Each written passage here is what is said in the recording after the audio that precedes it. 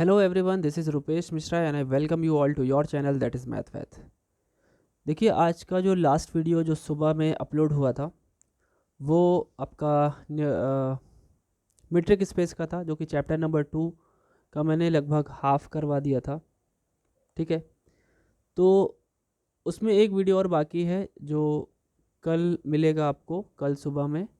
ठीक है, 10 बजे के आसपास, और वो चैप्टर मैं ख़त्म करूँगा उस वीडियो में एनी हाउ, क्योंकि अभी 15 से 20 पेजेस यानी 8 से 9 कॉन्सेप्ट्स अभी बचे हुए उसमें, तो वो कल के कल ख़त्म भी होगा और मीट्रिक स्पेस में एक नया चैप्टर भी शुरू होगा। आज की इस वीडियो को मैं डेडिकेट कर रहा हूँ न्यूमेरिकल एनालिसिस के new chapter solution of simultaneous linear equation, जो आपकी यूनिट 2 का लास्ट चैप्टर है। इससे पिछला जो चैप्टर था एक हमारा, जिसमें हम लोग सॉल्यूशन कर रहे थे, उसमें एक मेथड बचा था। हम लोगों ने बाइसेक्शन मेथड सीख लिया था, इटरेशन मेथड सीख लिया था, बाइसेक्शन को बोल्ज़ैनो भी बोलते हैं। उसके बाद हम लोगों ने न्यूटन रैप्शन मेथड भी सीख लिया था। एक बचा था उसमें रेगुलर फाल्सी मेथड। तो चलिए उस मेथड को कर लेते हैं और उसके बाद ये नेक्स्ट चैप्टर भी शुरू कर लेते हैं। हालांकि चैप्टर का नाम तो मैंने इसके आगे वाला ही डाल दिया है, simultaneous linear equation, new chapter का नाम डाल दिया है, लेकिन एक आपका लास्ट चैप्टर का रह गया था, तो that's why I want to cover that topic in this video, in this chapter. Okay, चलिए कोई बात नहीं है, समझते हैं। सबसे पहली बात तो आपके पास फंक्शन होगा, we have a function f x given होगा, f x is equal to 0। इस चैप्टर में हमेशा से वही प्रोसेस रही है कि हमें क्या करना पड़ेगा, चूज़ करना पड़ेगा दो values A and B, for which, जिनके लिए F A and F B has opposite sign. जितना पास में हो सके सेलेक्ट कीजिए इसको, जिससे कि आपके आंसर आपको जल्दी मिल जाए, जिससे कि स्टेप्स बहुत जल्दी हो जाए, मतलब ज़्यादा स्टेप आपको यूज़ ना करना पड़े। दूसरा काम ये करना पड़ेगा, और इसमें तुरंत से फिर फॉर्मूला लगना शुरू होता है। क्या? जो आपका फर्स्ट अप्रॉक्सीमेशन होता है, फिर सेकंड, थर्ड, फोर्थ, ऐसे स्टेप 1, स्टेप 2। जो आपका स्टेप नंबर 1 होगा, हम लोगों ने उसमें इसी तरीके से लिखा था। उसमें जो x1 यानी पहली जो हमारी अप्रॉक्सीमेशन आएगी, इसमें का ध्यान रखिएगा, a इंटू एफ बी, ए के साथ b होता है और b के साथ a होता है। F of f b into f of a divided by f of b minus f of a. ठीक, तो ये हमारा फर्स्ट अप्रॉक्सीमेशन होगा। अब अगर ये मान लेते हैं इसमें कोई एक पॉजिटिव और ये वाला नेगेटिव, या मान लो ये नेगेटिव और ये पॉजिटिव है आ गया, और x1 की वैल्यू उठा करके हमने किसी फंक्शन में रखी, किसी फंक्शन में मतलब एफ एक्स फंक्शन में रखी। अगर हमने एफ ऑफ x1 रखा तो वो कोई ना कोई साइन तो देगा, या तो प्लस देगा या तो माइनस देगा, पॉजिटिव या फिर नेगेटिव। तो अगर ये पॉजिटिव एफ ए ने नेगेटिव दिया था और एफ बी ने पॉजिटिव दिया था, तो ये जो x1 होगा वो ए बी के बीच में तो होगा x1। तो अगर x1 भी नेगेटिव है, ए भी नेगेटिव है, तो हमारा फिर ये वाले के बीच की बात हो जाएगी। फिर इसको हम सेलेक्ट कर देंगे, इसको हटा देंगे। वही पिछले वाले मेथड की तरह ही है। चलिए इसका एक क्वेश्चन उठाते हैं, so that you can have a clear approach in this kind of method. Okay, एक क्वेश्चन उठाता हूँ, फिर समझ में आएगी आपको बात। इस चैप्टर का आपको नाम याद होगा, नाम था solution of algebraic and transcendental equation. तो अभी तक तीनों जो मैंने मेथड बताया, whether it was bisection, second was iteration method, third was Newton Raphson method, इन तीनों में मैंने एग्जांपल आपका अलजेब्रिक वाला लिया था। अब इसमें एक मन है मेरा कि ट्रांसेंडेंटल इक्वेशन लेते हैं, cos x is equal to 3x minus 1। Transcendental क्यों? क्योंकि algebra plus some other function मिला करके ट्रांसेंडेंटल इक्वेशन बनती है। अब यहाँ पे आपको बताऊंगा कि रियल में अपना जो साइंटिफिक कैलकुलेटर का यूज़ क्यों चाहिए, एग्जामिनेशन में अगर आ जाएगा तो क्यों आपके लिए ज़रूरत है, आपको ले जाना पड़ेगा। चलिए समझते हैं। हम एक काम करते हैं, फंक्शन को लेट करते हैं पहले। तो हमेशा से लेफ्ट साइड भेज करके जहाँ पे मेन बड़ा फंक्शन होता है उधर ही करके हम लोग एफ एक्स लेट कर लेते हैं। So we had let F x is equal to cos X, 3x को -1 को लेफ्ट में ले आया। ठीक है, तो -3x + 1। ठीक, ये हमारा फंक्शन हो गया। ठीक, चलिए हम लोग पास की वैल्यू को चूज़ करते हैं, क्योंकि कॉस है ना, तो चूज़ करते हैं थोड़ी देर के लिए एफ ऑफ ज़ीरो पे पहले चेक करते हैं। हम लोगों ने हमेशा से ज़ीरो पे ही चेक करने की कोशिश की। तो cos zero minus 3 times zero plus 1, cos zero की वैल्यू 1, 1 प्लस 1 हो गया 2, और 2 की वैल्यू 2 क्या होता है भाई, 2 is greater than zero, positive value है। और आगे रखिए, और कोई वैल्यू रखते हैं, 1 रखते हैं। चलिए 1 रखते हैं। तो जब आप 1 रखेंगे बच्चों, तो कॉस 1 की वैल्यू देखिए, ये हो गया कॉस 1, ये 3 इंटू 1, तो ठीक है, समझ में आ रहा है। और ये क्या होगा अपना प्लस 1। आप जरा सोच के देखिए, तो -3 और +1 तो हो गया भैया -2, और cos 1 की वैल्यू ऐसे तो नहीं पड़ता है, पता है क्या आपको? आप साइंटिफिक कैलकुलेटर निकालेंगे और उसमें cos 1 की वैल्यू चेक करेंगे, ठीक है, तो समथिंग 0.66 के आसपास आएगी। ठीक, तो ये लगभग, लेकिन मुझे तो याद है लगभग, लेकिन आप वैसे भी चेक कर सकते हो, तो लगभग 0.66 के आसपास आएगी। तो कैसे पता चलेगा? We have to use scientific calculator over here. ठीक है, याद रखिएगा, या तो आपको बहुत अच्छे से इसकी टेबल देखनी आती हो, जो कि क्लास 11th में कभी हुआ करती थी। अब तो वो टेबल वाला सीन ही हटा दिया गया है। ठीक है, आपको बस केवल ट्रिग्नोमेट्री को उसके आइडेंटिटीज़ के मतलब प्रॉपर्टीज़ पे ही केवल सिखाया जाता है। यहाँ इसके लिए क्या करना पड़ेगा? You have to use your calculator. ठीक है, साइंटिफिक कैलकुलेटर। सॉल्व करने के बाद मैं बता रहा हूँ, 0.66 में से 2 माइनस करोगे तो लगभग 1.459698, और भी नेगेटिव आएगा, जो कि लेस देन ज़ीरो हो गया। तो देखिए दोनों वैल्यूज़ मिल गई, एक ग्रेटर देन मिल गई और एक लेस देन मिल गई, which I was talking about in this method, कि एक पॉजिटिव एक नेगेटिव मिलेगा। एफ ए को नेगेटिव और एफ बी को पॉजिटिव मैंने बोल दिया था। फर्स्ट अप्रॉक्सीमेशन निकालेंगे हम लोग यहाँ से। ठीक है, कैसे निकलेगा चलिए देख लेते हैं। सबसे पहले ये चीज़ लिखना होता था हम लोग को, याद होगा आपको, रियल रूट लाई बिटवीन किसके बीच में रियल रूट लाई करेगा भैया? वही जो हमारे ए और बी की बात हुई ना, कि भाई रियल रूट जो होगा वो 0 एंड 1 के बीच में लाई करेगा। ठीक है, अच्छी बात है। अब हम स्टेप 1 पे चलें। ठीक है, स्टेप 1 पे अगर चला जाए तो उससे भी पहले, अच्छा इन 0 और 1 के बीच में तो लाई करा, अच्छी बात है। और कुछ सोच सकते हैं क्या? 0 और 1 बड़ी ही काफ़ी 0 और 1 के बीच में इनफाइनाइट वैल्यूज़ है, वो तो सही बात है, उसमें कोई बात ही नहीं, कोई दिक्कत नहीं है। हम और अगर चेक करते, 0 पे ऐसे चेक कर लिया हमने, हम और आगे बढ़े 0.5 6 6.1, देखिए क्या होता है, आपको दिखाते हैं। देखिए, क्योंकि हाथ में अगर साइंटिफिक कैलकुलेटर होगा तो फटाफट से आप निकाल लोगे। ठीक है, अगर हम 0.5 या 0.6 पे चेक करें, तो 0.6 पे चेक करते समय कॉस ऑफ 0.6 ब्रैकेट के अंदर है -3 टाइम्स 0.6 प्लस 1। आप इसे सॉल्व करेंगे ना, तो 0.6 की वैल्यू भी फटाक से आपका कैलकुलेटर बता देगा, and after solving you will gate 0.025336। मैं तुरंत नहीं लिख रहा हूँ, मैं साइंटिफिक कैलकुलेटर में कैलकुलेट करके तो लिख रहा हूँ। ठीक है, तो आपको पता है ये पॉजिटिव वैल्यू है। मैंने इससे पहले 0.5 को भी चेक किया था, फिर 0.6 को चेक किया और पास जाने की कोशिश की, फिर 0.6 के बाद देखा मैंने 0.61 को चेक किया, तो वैसे ही सारी चीज़ें लिखनी है। और ये वैल्यू जो आई है -0.10352, अब देखिए ये कितनी पास आ गई। अब अगर हम बात करें, ये तो और भी पास आ गई, ये ग्रेटर मिल गया, ये लेस मिल गया, है ना। तो हम और भी एक लाइन लिख सकते हैं कि रियल रूट लाई बिटवीन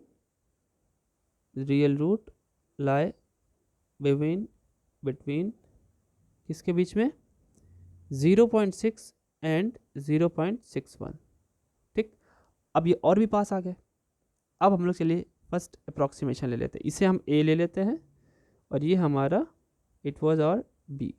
ठीक, ठीक है ना। इस पे ए पे क्या आया था पॉजिटिव, और बी पे आया नेगेटिव। इस पे पॉजिटिव आया था, इस पे आया नेगेटिव। चलिए ठीक है, आगे बढ़ते हैं। So what is step number 1? Step number 1 is what? देखिए, अगर आप स्टेप नंबर 1 की बात करें तो x1 क्या होगा? a into F B minus B into F A whole upon F B minus F A. ठीक, रखिए ज़रा। a into F B, A कितना है 0.6, एफ बी मतलब फंक्शन के अंदर आपको 0 पॉइंट समथिंग रखना था, तो उसकी वैल्यू कुछ हाई थी, ठीक है। एफ बी, बी मतलब 0.61 जब रखा था तो वो कितना आया था, -0.10352 आया था, माइनस 0.61, और जब आपने एफ ऑफ ए रखा था यानी 0.6 रखा था, then you had get 0.025336 divided by इन दोनों के बीच का जो भी डिफरेंस है। एफ भी तो नेगेटिव वैसे भी आया था, -0.010 और 352, और माइनस तो पहले से लगाया तो इसको भी क्या करेंगे 0.25336। अब मैं इसको कुछ भी मल्टीप्लाई नहीं कर रहा हूँ, सब कुछ कैलकुलेटर की मदद से, सब कुछ each and everything, it will become positive value 0.607099। ठीक, अब ये कैसी वैल्यू आई है, इसको हमें पहले क्या रखना पड़ेगा, फंक्शन के अंदर, फंक्शन बताएगा कि पॉजिटिव है कि नेगेटिव। फिर से इसको कॉस के अंदर लिखेंगे, -3 के साथ मल्टीप्लाई करेंगे, प्लस एक ऐड करेंगे, तो at last you will gate, चलिए एक लाइन लिख देता हूँ। कॉस के अंदर पहले आपने लिखा 0.607099 -3 टाइम्स 0.607099 +1।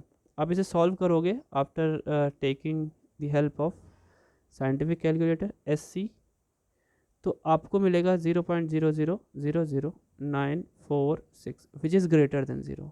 पॉजिटिव वैल्यू दिया ना इसने। अब इसने पॉजिटिव वैल्यू दिया तो हमारा पॉजिटिव किस पे आया था, इससे पहले पॉजिटिव किस पे आया था, इससे पहले पॉजिटिव आया था 0.6 पे, ठीक है। और अब जो हमें x मिला है वो 0.6070 करके है ना। तो अब 0.607 जो है वो 0.6 से तो बड़ा ही है, तो अब हम इसको ले लेंगे, और किसको ले लेंगे, और ले लेंगे हम इसको नेगेटिव वाले को, और 0.6070 वाले और ले लेंगे, और इसको देंगे ख़त्म कर, ठीक है, इसको ख़त्म कर देंगे। तो चलिए देखते हैं, अब हमें क्या लिखना चाहिए यहाँ पे, हमें लिखना चाहिए हमें वही line, real root lie between दोनों वैल्यूज़ लिख दीजिए, कौन कौन सी, सबसे पहली आपकी 0.607099 एंड 0.61। अब सेकेंड अप्रोक्सीमेशन है, स्टेप नंबर 2 करेंगे, यानी x2 निकालेंगे, है ना। s2 निकाला हमने, s2 में यानी हमको x2 निकालना पड़ेगा, सिंपल सी बात। x2 में फिर वही बात, ये हमारा a हो गया, ये हमारा b हो गया, है ना।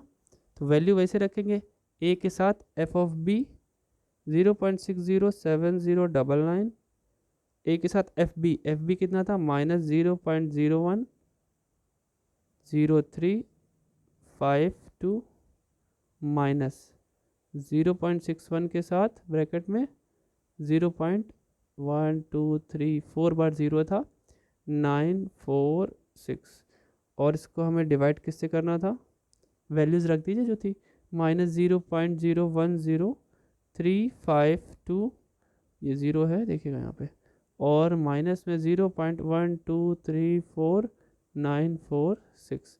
आप इसे सॉल्व करेंगे कैलकुलेटर, 0.007116, ठीक है।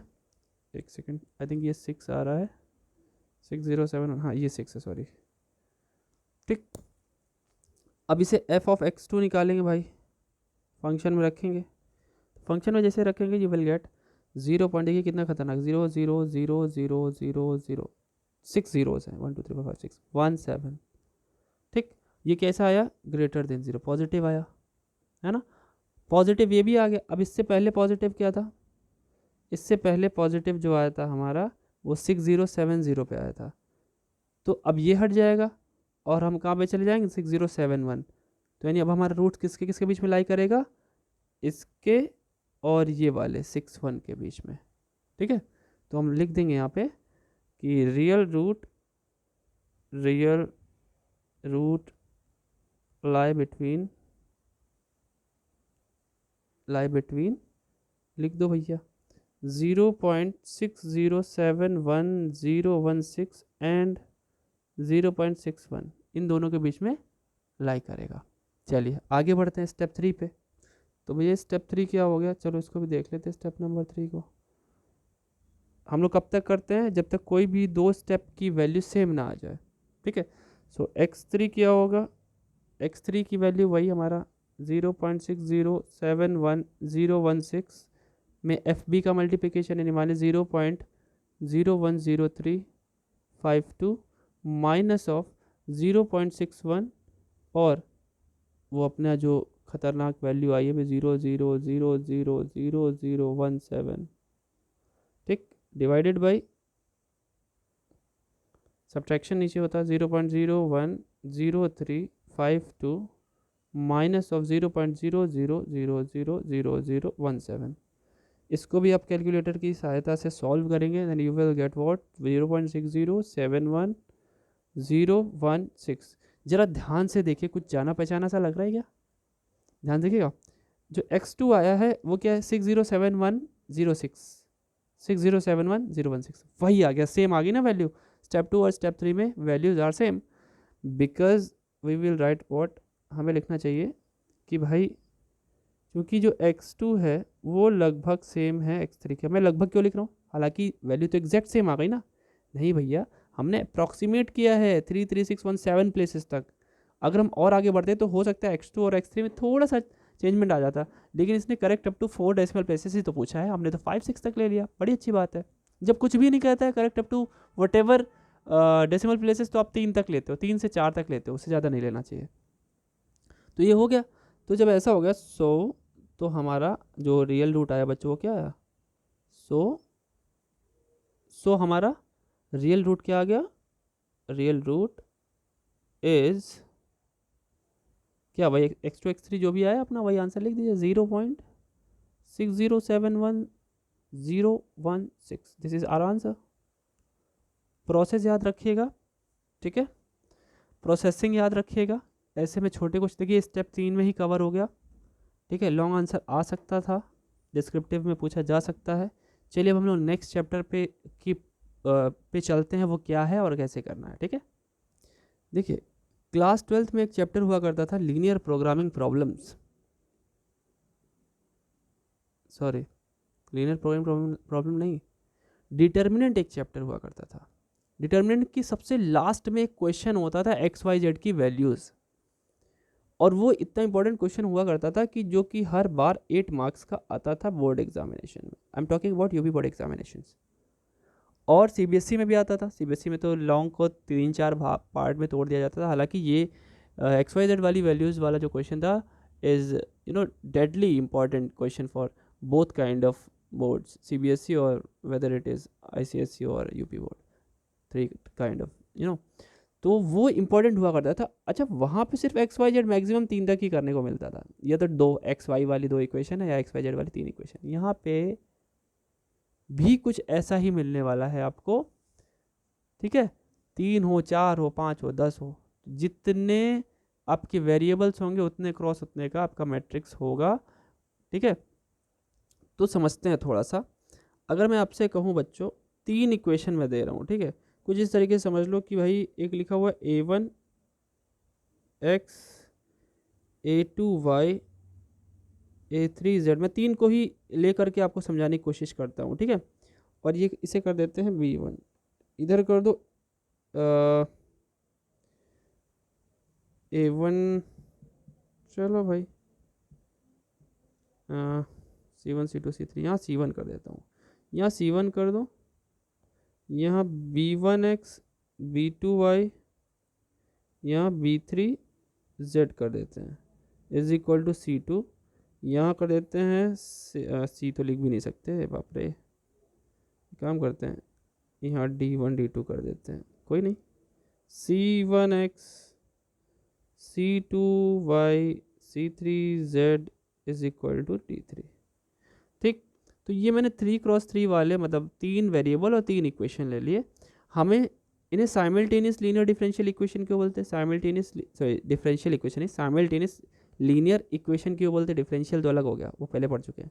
क्योंकि एक समय में 3 वेरिएबल जो हैं एक्स वाई जेड वो अलग अलग इक्वेशन को सेटिस्फाई कर रहे हैं। साइमल्टेनियस का मतलब ये होता है, साइमल्टेनियस का मतलब ये होता है कि एक ही समय में कोई 2 कंडीशन का होना, मतलब एक से ज़्यादा कंडीशन का होना। 3 कंडीशन है यहाँ पे हमारे पास, 3 इक्वेशंस हैं। So here we are to solve such kind of equations. हम कैसे करने वाले हैं इसको? 2 मेथड्स हैं। एक है डायरेक्ट, जो हमने क्लास 12th में सीखा था। अगर आपको याद हो तो पहले हम इसे क्या करते थे, एक हमारा जो सबसे पहला मेथड था डायरेक्ट मेथड जिसे बोलते हैं। डायरेक्ट मेथड जो है बच्चों, which is of class 12th, ये कहाँ पे था? ये क्लास 12th के लिए था। ठीक, क्या था मैं आपको दिखाता हूँ, जिसे मैट्रिक्स मेथड बोला करते थे। So writing into matrix form, इसे हम मैट्रिक्स फॉर्म में बदल लें अगर, ठीक है। कैसे बदलेंगे भाई? बदल लो, बड़ी सिंपल सी बात है, कोई बड़ी बात थोड़ी है। देखो, जो कोफिशिएंट्स दिख रहे हैं ना आपको एक्स के, a1 b1 c1, a2 y के a2 b2 c2, z के a3 b3 और c3। फिर उसके बाद आपने क्या करना है, जो हमारे वेरिएबल्स एक्स वाई जेड वो, उसके बाद इनकी वैल्यूज़ क्या हो जाएंगी, d1 d2 d3। ये हमने किस में बदल लिया, इन्हें मैट्रिक्स फॉर्म में बदल लिया।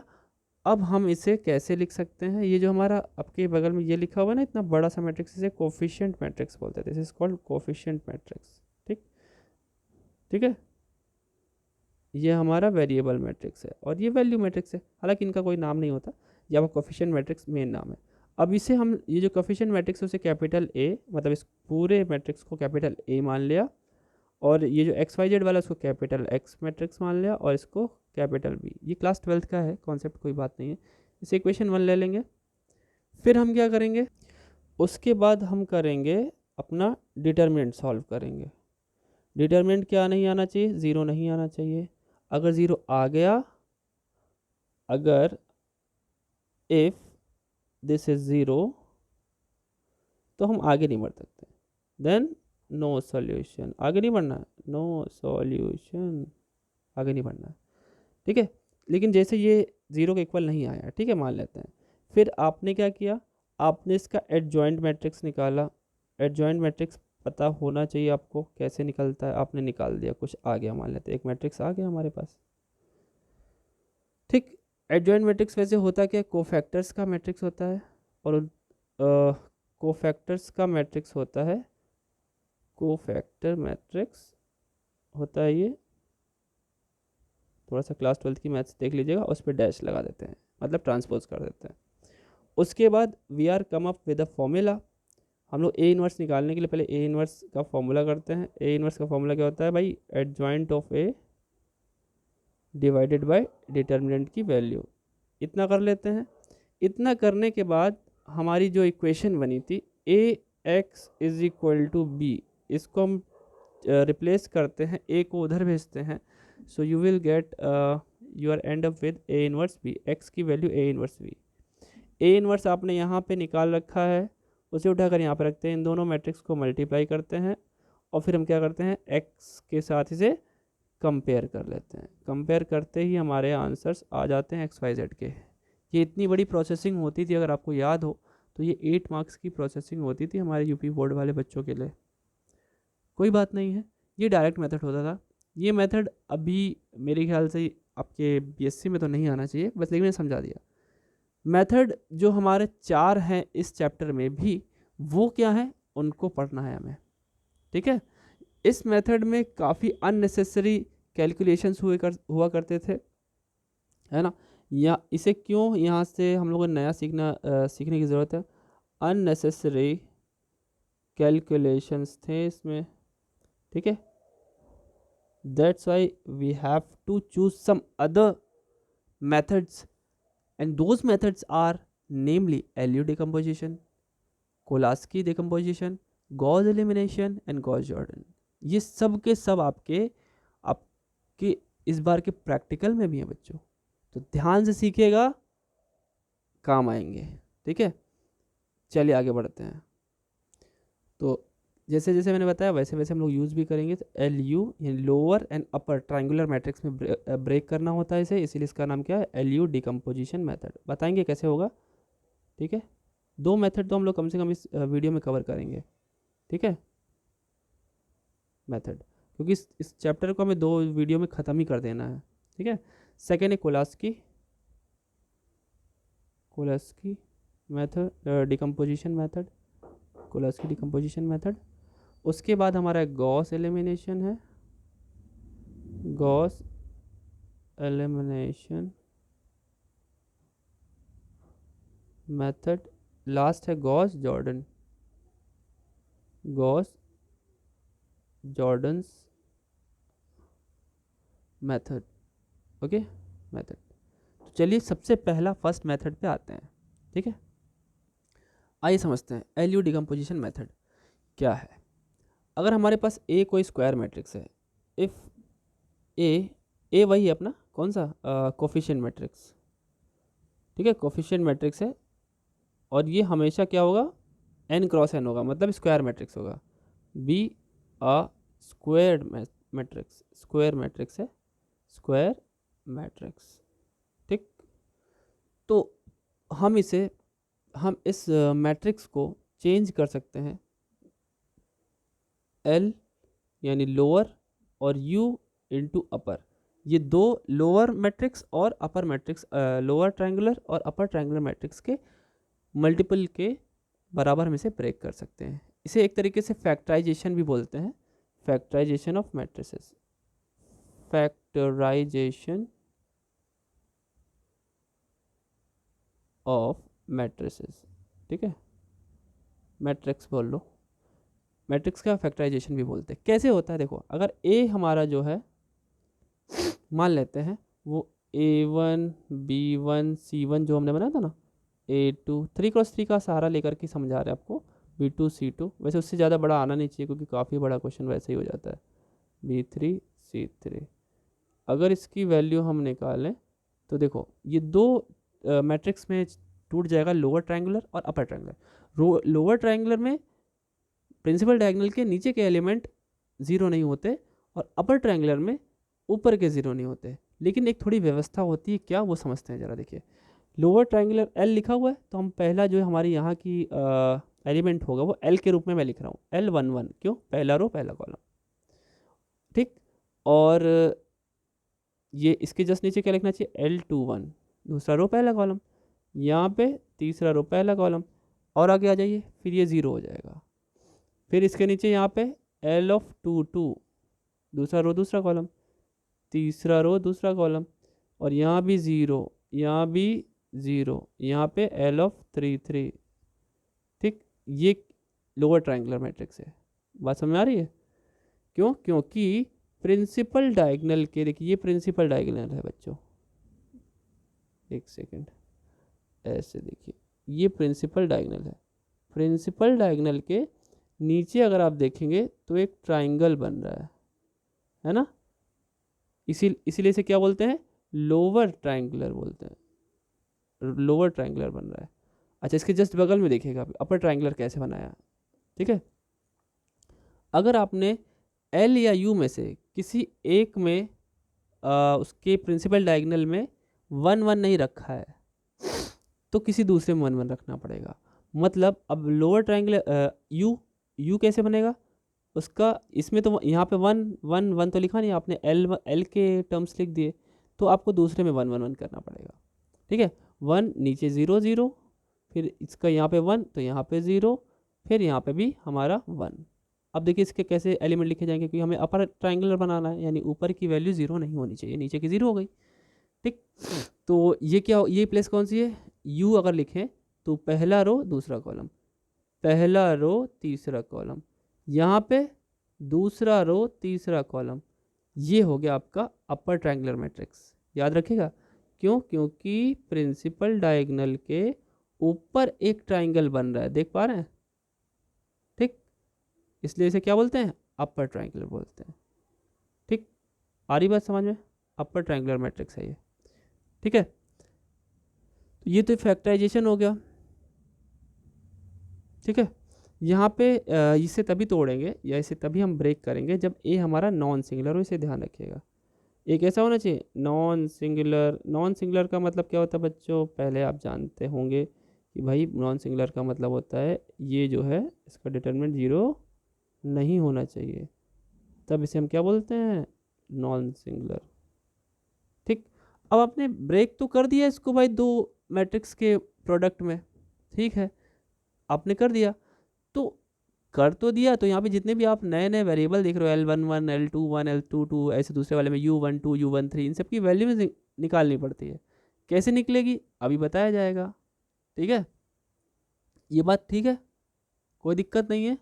देखिए मैंने क्या बोला था, अगर आपने यहाँ 111 नहीं किया है तो यहाँ 111 करना पड़ा, ठीक है, और अगर हम इसको 111 L वाले की जगह पे करते तो वो भी ठीक होता, कोई दिक्कत नहीं है। तो इसको लिखने का एक और अंदाज होता, देख लीजिए कैसे। आप इसको मैं और लिख दे रहा हूँ, और आप इसे ऐसे भी लिख सकते थे, लेफ्ट साइड तो वही अपना A1 A2 A3 करके जो भी है, हम क्या कर रहे हैं L1 वाला जो था उस पर 1, ठीक है, 1 0 0 क्योंकि उसमें लोअर ट्रायंगुलर है, और यहाँ पे 1 तो यहाँ 0 और यहाँ पे 1।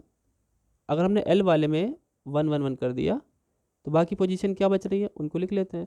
ये बच रही है L ऑफ दूसरा रो पहला कॉलम, ये क्या बच रही है तीसरा रो पहला कॉलम, ये तीसरा रो और दूसरा कॉलम, ये बच रहा था 1 1 1 इसमें हो गया। अच्छा अब अपर वाले में प्रिंसिपल में 1 नहीं होगा, ठीक है, तो U11 U12 U13, यहाँ पे नीचे तो 0 ही बनाना पड़ेगा क्योंकि अपर ट्रायंगुलर है, U22 U23 यहाँ 0 हो गया और U33। आ रही बात समझ में, ठीक, कोई दिक्कत नहीं है। अब आपको पता है जो ये जो दो तरीके से हमने ब्रेक किया है उनके दो अलग अलग नाम हैं, वो अलग अलग मैथमेटिशियंस ने दिए हैं। समझते हैं कैसे, देखिएगा ध्यान से, ठीक है। ये वाला मेथड जिसमें U वाले में यानी अपर वाले में आपने प्रिंसिपल डायगोनल को 1 नहीं रखा है, अगर इस वाले मेथड में अगर प्रिंसिपल डायगोनल को आपने इसमें 1 नहीं रखा है अगर, तो इसे क्या बोलते हैं, मतलब इसमें आपने क्या किया, इसमें आई मतलब सेम U11 U22 U33, इसको आपने 1 नहीं रखा है, बल्कि आपने क्या किया है LII वाले को 1 रखा है। LII मतलब सेम L11 L22 L33 इसको 1 रखा है, इसे बोलते हैं क्राउट्स मेथड। एक मिनट, L वाले को 1 रखा है ना, एक सेकेंड, L जिसको 1 रखेंगे उसी के हिसाब से नाम होगा। इसका नाम है do little, DOOLITTLE, do Littles method इसे बोलते हैं। अच्छा देखो, देखिए थोड़ा सा याद करने का तरीका भी है, इसमें L को 1 रखा है तो लिटिल का L देखिए 2 बार L आ गया, ठीक है, थोड़ा याद रखने का तरीका ऐसे ही बनते रहते हैं, ठीक है। और इसमें क्या था, इस वाले में हमको LII हमने 1 नहीं लिया था बल्कि UII 1 लिया था, है ना, तो U के हिसाब से इसका नाम पता है क्या पड़ा, इसका नाम पड़ा क्राउट्स मेथड। याद रखिएगा U के हिसाब से इसका नाम पड़ा क्राउट्स मेथड, कोई बात नहीं है, क्राउट्स मेथड पड़ा, ठीक, U की वजह से, याद रखिएगा, ये MCQ के लिए लिखवाया मैंने, ध्यान रखिएगा इस बात को, ठीक है। चलिए अब आते हैं इसकी प्रोसेसिंग में। देखिए प्रोसेसिंग क्या है बच्चों, प्रोसेसिंग देख लेते हैं, समझ लेते हैं, फिर इसका क्वेश्चन समझते हैं। जो हमारी प्रोसेसिंग है इस केस की वो क्या है, ध्यान से सुनिएगा।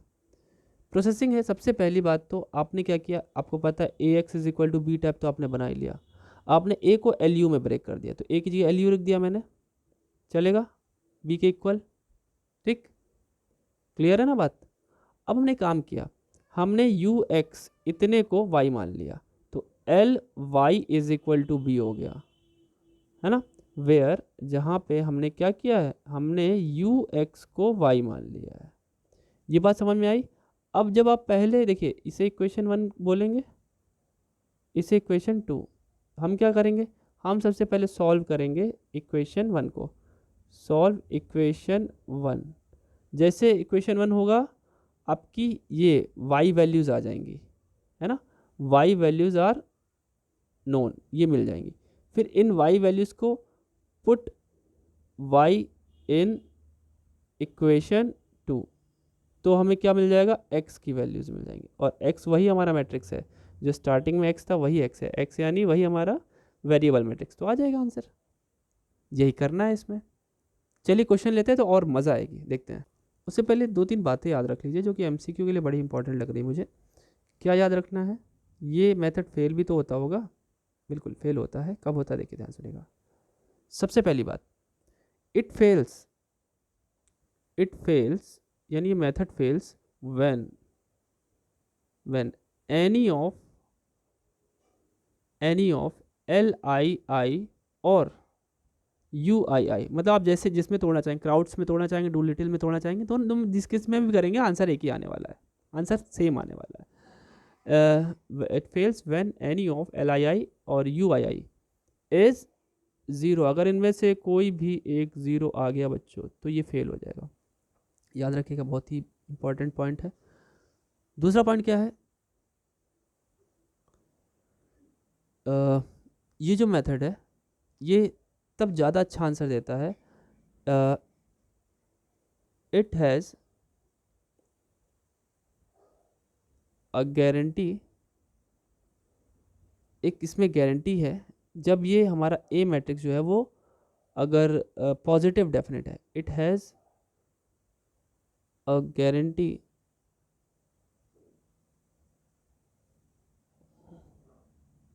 व्हेन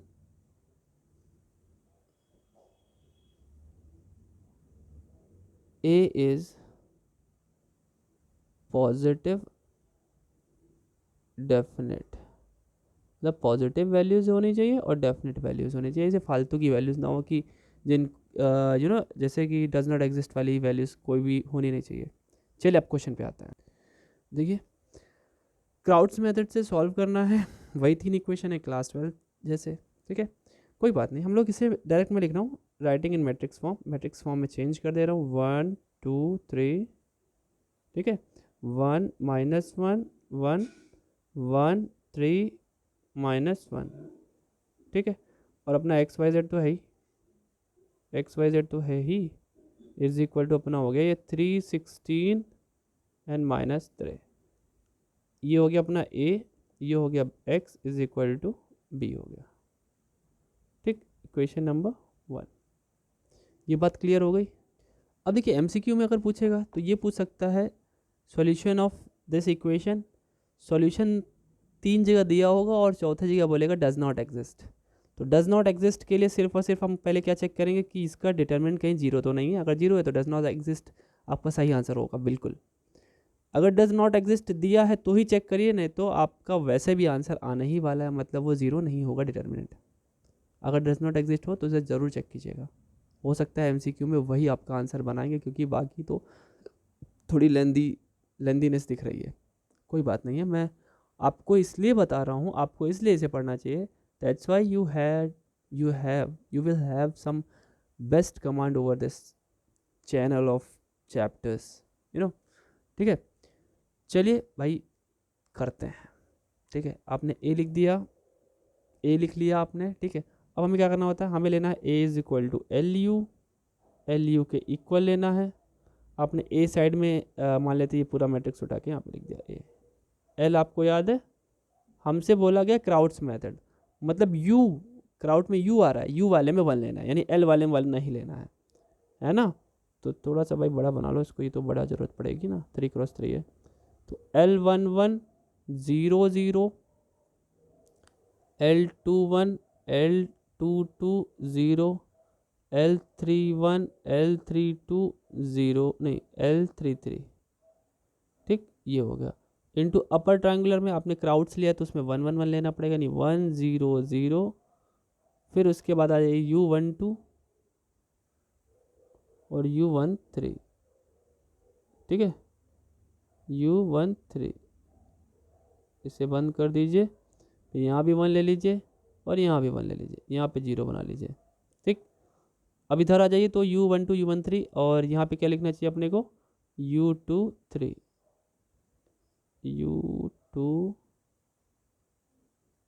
ठीक, इतना कर लेना आपको। अब जरा अब इन दोनों मैट्रिक्स का मल्टीप्लिकेशन करो आप जरा, तो मल्टीप्लाई करेंगे तो हमें क्या मिलना चाहिए, मल्टीप्लिकेशन कर देता हूँ मैं, ठीक है। लेफ्ट साइड मान लेते हैं वो मैट्रिक्स चल रहा है अपना ए वाला, आप लिखिएगा एग्जामिनेशन, मैं नहीं लिख रहा हूँ, ठीक है, मुझे जल्दी जल्दी समझाना भी है। चलिए आ जाते हैं। तो आपने क्या किया, 100 का पहले इस पहली कॉलम राइट की जो पहली कॉलम उसे उठा करके पहली रो में रखा। मल्टीप्लिकेशन करने का तरीका आप जैसे भी करते होंगे, मैं ऐसे ही करता हूँ। तो पहला आप 100 से मल्टीप्लाई करोगे तो L11 ही आएगा, ठीक। यहाँ पे आप मल्टीप्लाई करोगे L11 U12 आएगा, उसके बाद यहाँ पे आएगा आपका L11 और U13, ठीक, U13 हो गया, अजीब लग रहा है, बी लग रहा है, U13, ठीक। मैं इसको बंद कर दे रहा हूँ, ठीक है ना। फिर यहाँ पे आएगा आपका L21, यहाँ पे आएगा आपका L31, ठीक है।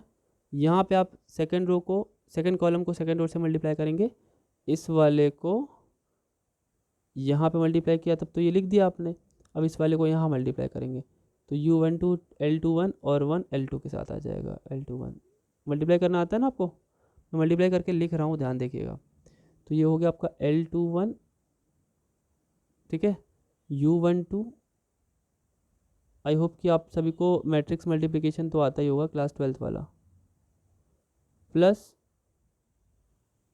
L22, आई थिंक ये यहाँ पे हो नहीं पाएगा, I have to choose another page. चलिए नेक्स्ट पेज पे लिखता हूँ, इसे इरेज कर देता हूँ। मैंने वैसे सारी चीज़ें मल्टीप्लाई कर ली और आपके सामने लिख दिया है। अगर आपको कोई कन्फ्यूजन हो तो मैं एक बारी और कोशिश करता हूँ आपको समझाने की, देख लीजिए कैसे मल्टीप्लाई करना है। आप पहले इसे उठाएंगे और इसमें इसमें और इसमें मल्टीप्लाई करके यहाँ यहाँ यहाँ लिख लेंगे, फिर इसको उठाएंगे और इन तीनों में फिर से मल्टीप्लाई करके यहाँ यहाँ और यहाँ लिख लेंगे, और फिर थर्ड वाले को उठा करके यहाँ यहाँ और यहाँ लिख देंगे। इतनी बात क्लियर हो गई, ठीक है। इसको मैंने मल्टीप्लाई तो कर दिया है और वही चीज़ वहाँ पे आपके सामने वहाँ पे रिप्रेजेंट कर दिया राइट पेज पे, ठीक है। तो ये आपके सामने आ गया। अब हम अगर इसके इक्वल में हमारा मैट्रिक्स जो चल रहा था उसे लिखें, जो कि क्या था दिखा देता हूँ मैं आपको। देखिए जिसके इक्वल में चल रहा था बच्चों यहाँ पे, ठीक, वो क्या मैट्रिक्स था मैं लिख दे रहा हूँ जिससे कि कंपैरिजन आपको समझ में आए। मैट्रिक्स था 1 2 3, ठीक है, 1 -1 1 1 -1 1 और था 1 3 -1। अब आपको पता है ये मैट्रिक्स और वो मैट्रिक्स बराबर है तो कंपैरिजन होता है, कंपैरिजन करेंगे तो you will get some values. आप देखेंगे L11 के सामने, L21 के सामने, L31 के सामने क्रमशः 1 2 और 3 वैल्यूज़ हैं, तो उन वो तो डायरेक्टली आ गया आंसर, है ना। आप लिख लो यहाँ पे ऑन कंपेयरिंग, आप जैसे कंपेयर करोगे तो वैल्यूज़ क्या आएंगी आपके सामने, L11 is equal to 1, L21 is equal to 2 और L31 इज इक्वल टू 3, ठीक। ये तीन वैल्यूज़ तो आ चुकी हैं, ठीक है।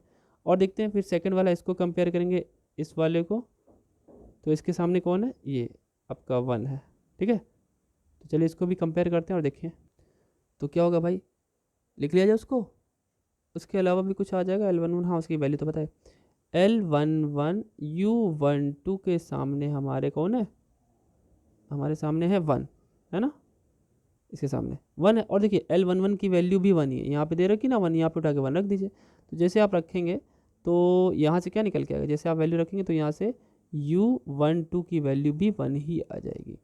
फिर आ जाएगी दूसरे वाले, इसको कंपेयर कर लीजिए तो इसकी वैल्यू -1 के इक्वल आ जाएगी, ठीक है। तो लिख लेते हैं इसको भी, ये क्या हो जाएगा, L21 U12 plus L22 plus L22 is equal to -1। L किसकी वैल्यू आपको पता है, L22 की वैल्यू पता है ना। उसके बाद U12 की वैल्यू भी आ चुकी है, तो ये दोनों रख देंगे यहाँ पे और हमारा L21 आ जाएगा।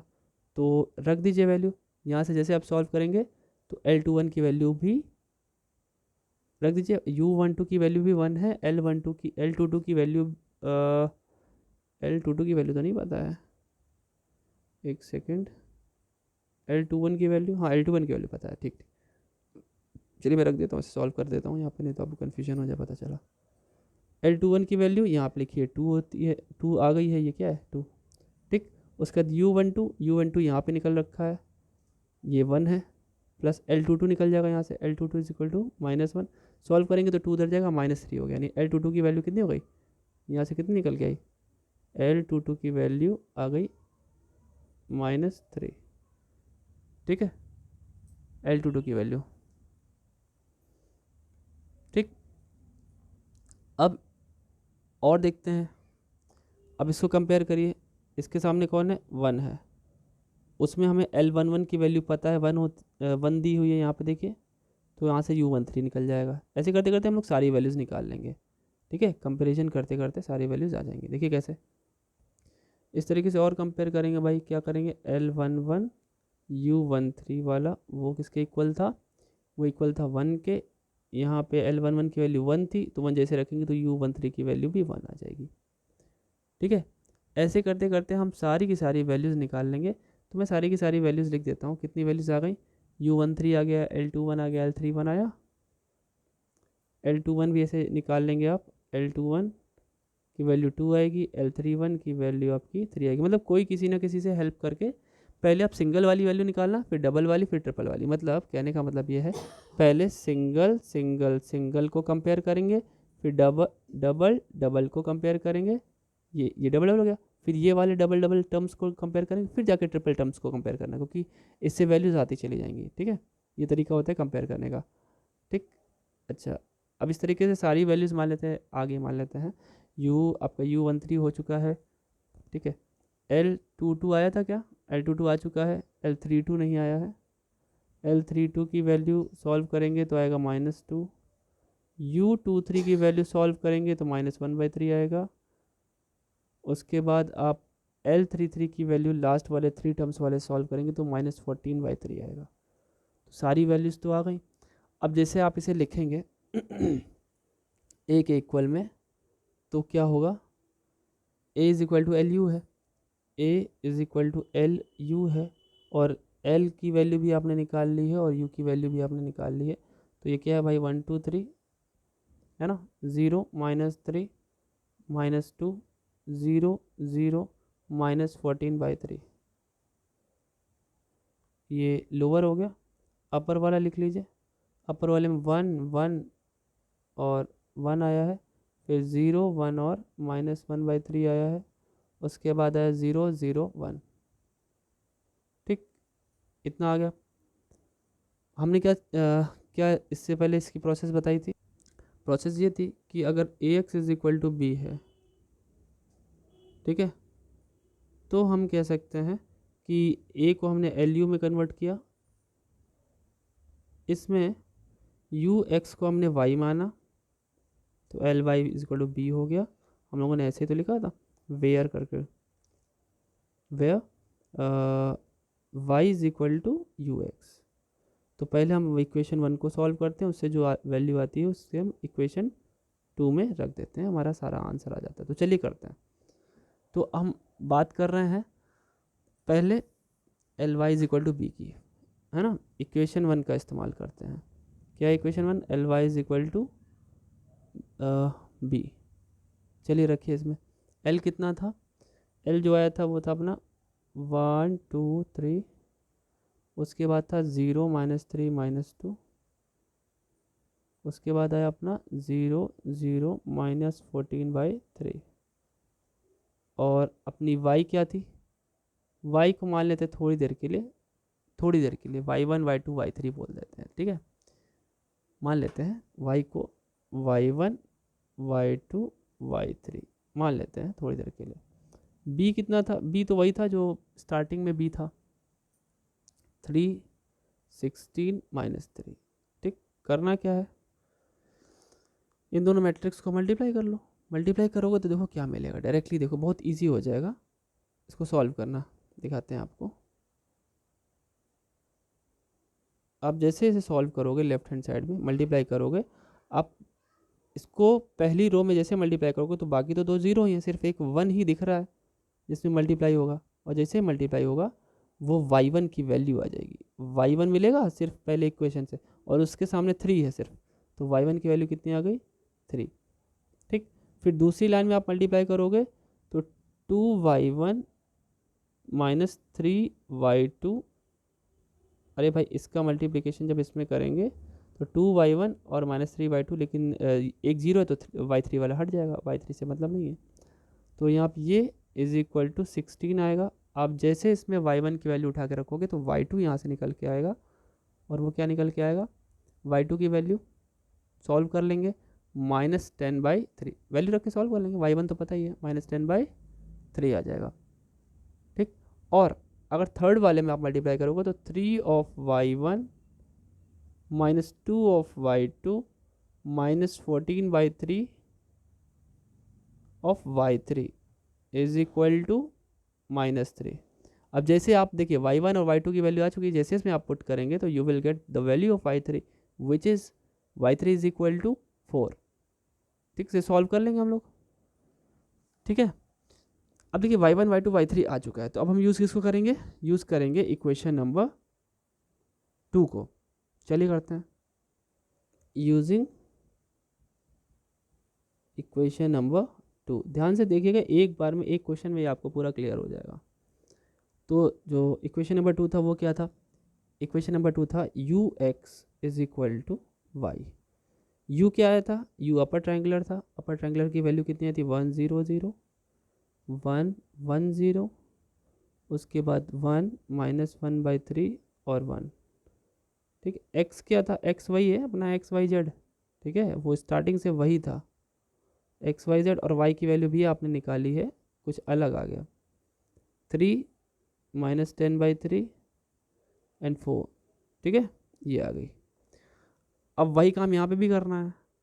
अब जब इसको पहली रो में मल्टीप्लाई करोगे तो पहला इक्वेशन आपको क्या मिलेगा, पहला इक्वेशन मिलेगा x + y + z is equal to 3। ठीक है, नेक्स्ट इक्वेशन क्या मिलेगा, नेक्स्ट में x तो हट जाएगा, y - z/3 is equal to -10/3, और थर्ड जो है सिर्फ और सिर्फ उसमें z ही मिलेगा, z की वैल्यू डायरेक्टली 4 आ जाएगी। अब इसको उठा करके जब इसमें रखेंगे तो y आ जाएगा, और z और y को उठा करके फर्स्ट में रख देंगे तो x y z तीनों ही आ जाएगा। तो आप इसे जैसे सॉल्व करेंगे, जैसे ऑन सॉल्विंग, अब जैसे इसे सॉल्व करोगे you will get the value, the desired value you will get. So क्या आएगा, x की वैल्यू, z की वैल्यू तो 4 आ ही चुकी है, आप पुट करोगे z की वैल्यू 4 आ गई है, फिर उठा के पुट करोगे तो सेकंड इक्वेशन में तो y आ जाएगा, y की वैल्यू -2, और फिर x y और z दोनों की वैल्यू उठा के रखोगे तो x की वैल्यू 1 आ जाएगी। So this is our LU decomposition formula.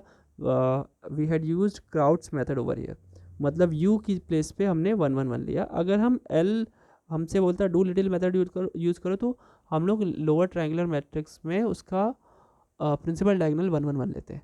कोई बात नहीं, बिल्कुल प्रोसेस एग्जैक्ट सेम होता, कोई दिक्कत नहीं है।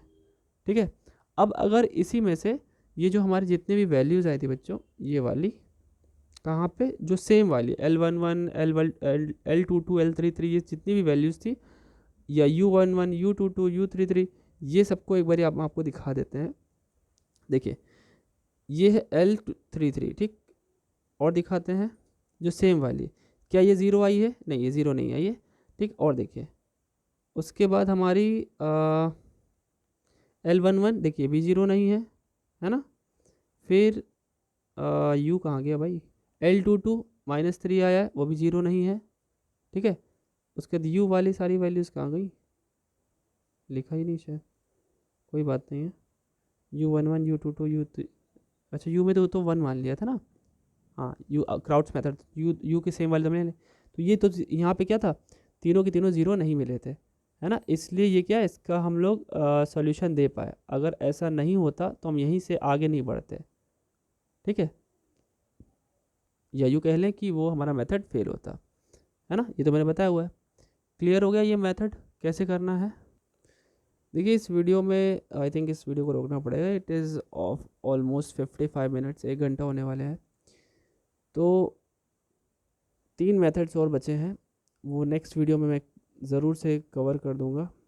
ठीक है, कोलास्की मेथड है, LU डिकम्पोजिशन हम लोगों ने पढ़ लिया। ठीक है, गॉस जॉर्डन है।